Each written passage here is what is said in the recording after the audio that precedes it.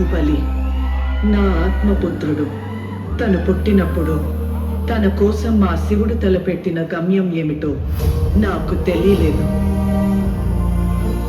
తన మరణం ఆ ప్రయాణానికి నాంది మాత్రమే అని, ఆ గమ్యం వైపు వేసే మొదటి అడుగని తెలియలేదు. తన కోసం దేవతలకి అసురులకి మధ్య జరిగిన ఈ యుద్ధం ఆ యోధుని ప్రయాణంలో 2వ అధ్యాయమని తెలియలేదు. తప్పుకో విశాసుర, బాహుబలికి శిక్ష తప్పదు. సోదరా ఇంద్ర, నీకు బాహుబలి కావాలంటే నన్ను గెలిచి తీసుకో.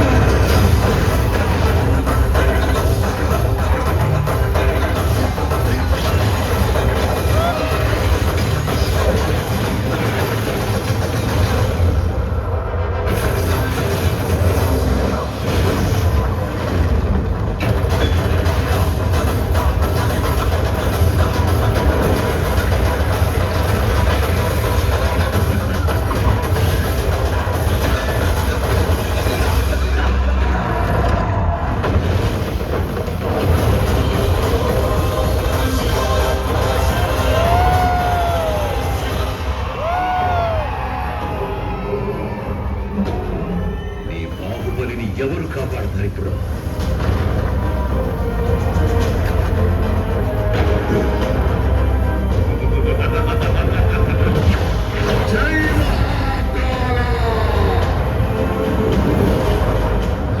అదే ప్రశ్న ఇంద్ర, ఇప్పుడు నేనెవరు కాపాడతారా? ఈ 14 లోకాల మనుగడ ఒకే ఒక మానవుడి చేతిలో